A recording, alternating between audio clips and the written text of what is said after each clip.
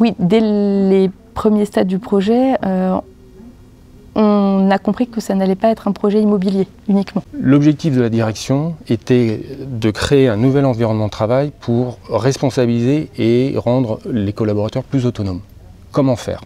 Alors il y a plein de méthodes de management qui existaient. Nous, ce qu'on voulait, c'était offrir aux managers l'environnement qui permet d'appliquer toutes ces méthodes ou que ça devienne tout simplement naturel. On s'est intéressé à nos activités, aux contraintes qu'elles portaient.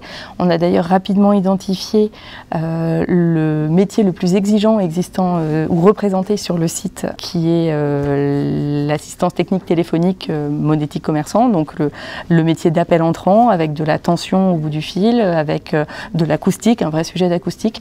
Voilà, ce métier-là, il a été finalement pris comme standard, car qui peut le plus peut le moins, et donc si tout le site pouvait potentiellement accueillir ce métier-là, alors c'était gagné, tout le monde allait forcément bien s'y retrouver.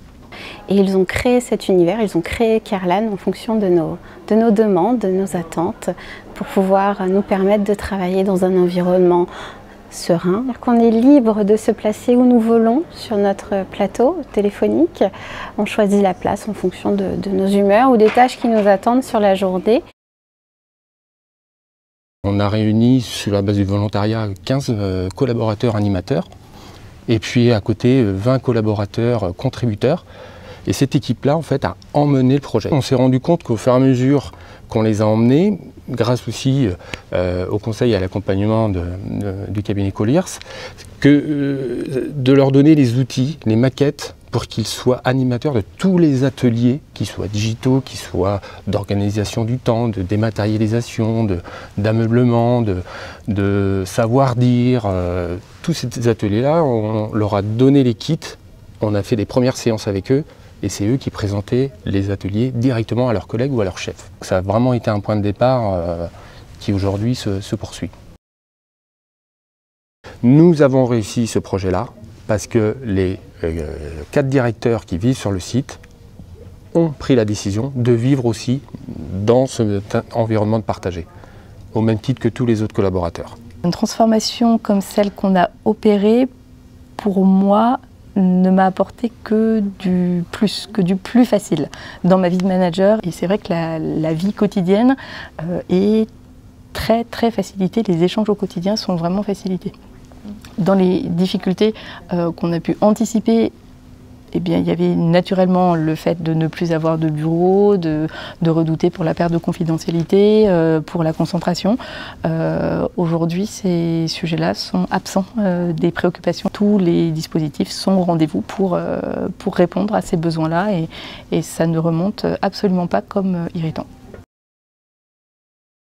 Les avantages que je vois au site de Kerlan en tant que manager monétique commerçant en plein dans une conséquente réorganisation, c'est plusieurs points. C'est d'abord le fait que les collaborateurs qui vont plus forcément travailler dans la même équipe vont continuer à se voir.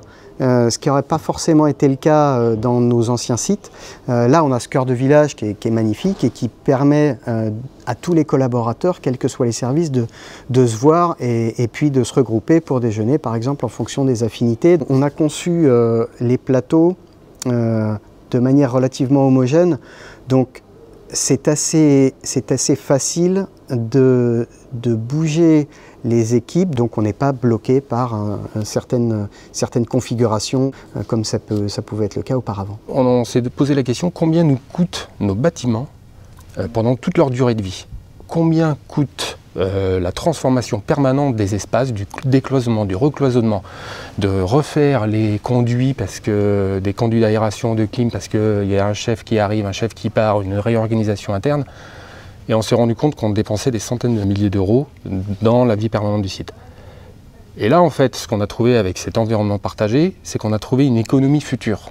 C'est-à-dire qu'aujourd'hui, et je peux l'affirmer, hein, ça va faire 1 an et demi que l'on est là, on a eu une réorganisation, on a eu du turnover, on a eu des nouveaux chefs, on a eu des entrées, des départs. On n'a pas fait un seul travaux dans le site. C'est la première fois que ça m'arrive en 15 ans sur la fonction. Je n'ai plus de coûts directs ou indirects liés à la vie du site. Et pour un financier, je peux vous dire que c'est important. Ce sont des environnements qui sont à la fois très chaleureux, très fonctionnels, qui favorisent vraiment la synergie et les échanges entre les collaborateurs. C'est clairement ce qu'on vient chercher aujourd'hui au travail, à l'inverse du télétravail où là on est évidemment dans la production plutôt individuelle. Quand on vient sur un site, c'est bien pour rencontrer du monde et pouvoir échanger. Donc ce type d'environnement, il répond parfaitement à ces attentes-là, dans un mode en plus où le télétravail potentiellement va être renforcé.